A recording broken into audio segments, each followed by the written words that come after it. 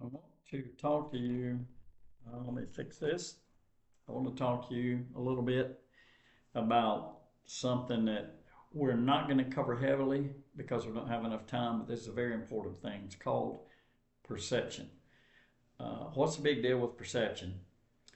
It's basically how you view the world, it's your viewpoint. There are a lot of definitions of perception depending on what you're talking about related to perception. So I'm just going to give you the straight up the traditional view of this. Uh, you can read further at your leisure. That's not an assignment; it's a suggestion. If you're that interested in perception, if you're interested why you view the world the way you do, if you're confused, then I would suggest that you go look up perception and figure out what's going on. I'm going to kind of give you some neuroscience and I might toss in a little bit of philosophical stuff, but we'll see how it goes. So, perception, what is it? It's how your brain organizes and interprets sensory information. And I'm talking about all five senses here. Now, the perception that's important for us in psychology is that viewpoint business. Why do I have the attitudes I have, for example? We're talking a lot here about nurture, which equates to learning as opposed to nature, which is unlearned biological uh, functions. So us look just a brief minute at this sensation slash perception thing and see what the major differences are. Sensation, raw data, the physical stimulation of your senses, the sensory receptors, like light hitting the retina of your eye, sound waves hitting your eardrum, etc. Whatever, taste buds, the five senses, as I said. Perception is the meaning that you give to the raw data. So I get my brain has this stuff coming in and then I interpret that. Now, like I said, this is all neuroscience. We're not talking about philosophical, like, well, my perception of football is different from yours, or whatever the case is. That's not what we're talking about at this moment. Um, so you take a taste of something that's bitter. Well, that's uh, it's either good or bad, whatever. That's perception. Your brain is taking this information and interpreting it. Uh, we always are engaged with perception, whatever the case is, related to sensation. Now, how does it work? Well, there's this process. It's called bottom up versus top down processing. Uh, Two kinds of processing. Bottom up processing.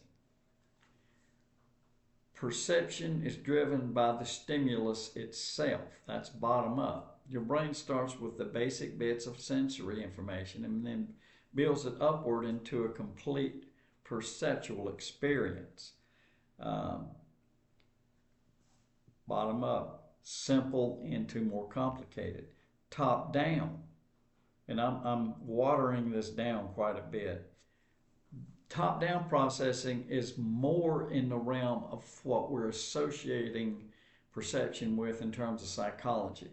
So bottom up processing, processing bits of sensory information.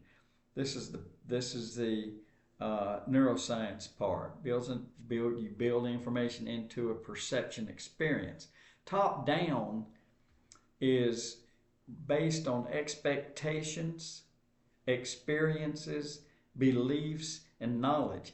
That's what I'm interested in for you at the moment. Uh, if you, when you encounter information, you fill in information that might be missing, so to speak. I'm trying to think of a good example. If you read a sentence and there are words missing in that sentence, um, based on you have an incomplete sentence, but the idea of that sentence is there. I know this sounds a little silly, but hang in there with me. So I read this sentence, and there's some key words missing or a letter or two missing. Well, you read it and your brain will sometimes automatically fill in those blanks. Filling in those blanks from prior knowledge, that's top down. I hope that makes sense. So existing stuff, expectations, experiences, beliefs, and knowledge to help you form perception. And again, I hope that makes sense because it's not that complicated. But how do we get there? Well, you got to pay attention. So we have this. We've had an experience, or there's something taking place, and what we do with that is termed attention. A little bit different than the definition you have of that. I'm going to throw a word in there: selective attention.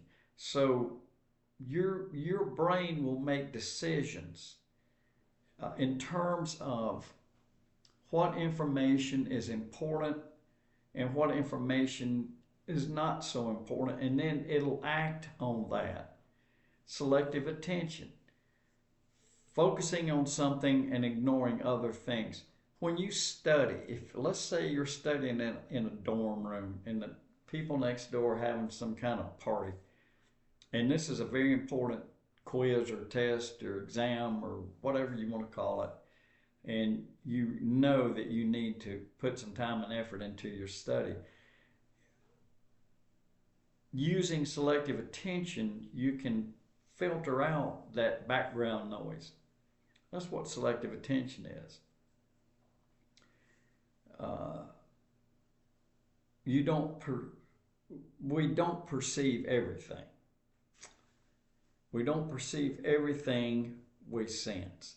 So if you wanted to get deeply involved in that, you could begin to account for mistakes that are made, errors that occur in various scenarios as the British say. So we're dealing with a selective sort of process here, guided by what you're trying to accomplish. There is a Gestalt explanation for this. I'm not going to burden you with that. German psychologists propose that your brains naturally organize information that they call Gestalt principles. Gestalt simply is a word for whole, capturing a whole idea and then dividing it into its parts. But we do have to use some of this to understand what I'm trying to get across to you. So I'm not going to give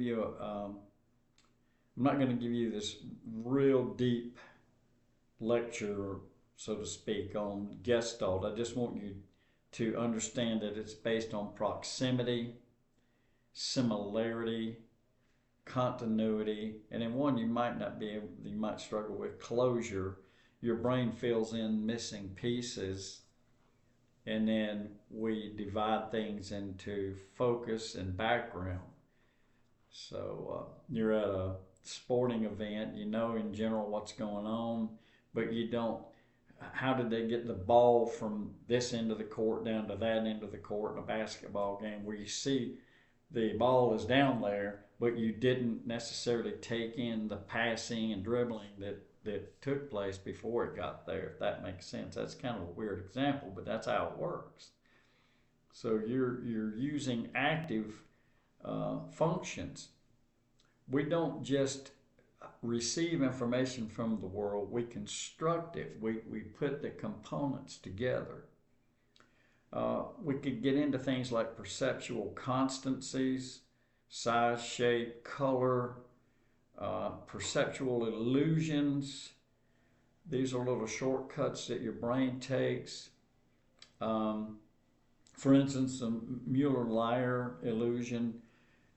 If you draw two lines of equal length and then you put different arrows at the end of those, I wish we were in class, I would show you what I'm talking about, but you can use your imagination.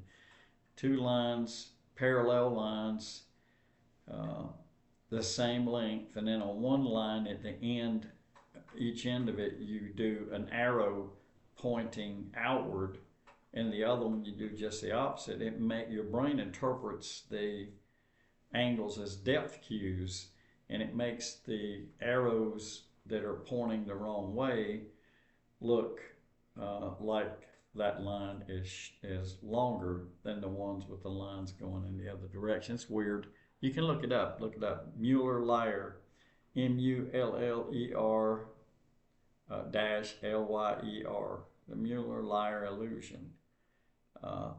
There's a moon illusion where I'm just giving you examples of how perception can fool you. You've all probably seen the moonrise when you have a full moon, and it looks humongous.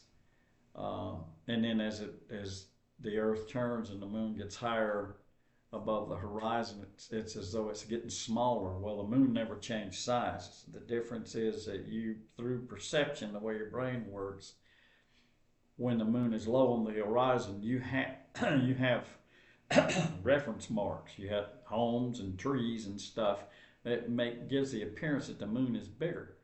It really obviously is still 240,000 miles away, or whatever the new measurements are, 239, I think it's 250, I don't even know. I know the moon is moving I think it's moving away from Earth. But anyway, that's perception. So that's the moon illusion. Culture and experience play a role in perception. Perception is not necessarily universal, meaning that it's not the same everywhere. Obviously, culture and experience shape how you interpret the world. We're more susceptible to things like the Muller-Lyer illusion because we grow up in and around buildings that are right angle buildings. I know this sounds silly, but it's true. If you grow up out on a farm, you're going to have a different perception of stuff like that. It's weird. Language influences how you categorize colors, smells and foods, tastes. All of these are perceptions. So it's biological and cultural. And really, as a wrap, why does it matter?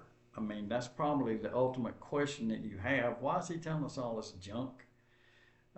It's the heart of human psychology. It's the foundation of our reality. Everything that you think and believe, everything that you decide starts with how you perceive the world. So sensation is raw input, perception is interpretation, and you run through bottom up and top down processing. You experience levels of attention. Sometimes we call that levels of awareness. And then the Gestalt principles, I would really like for you guys to go read about Gestalt psychology. It explains how you organize information. Constancies and illusions, culture and experience, probably the whole raft would be culture and experience, because that's what's guiding how you form your perceptions.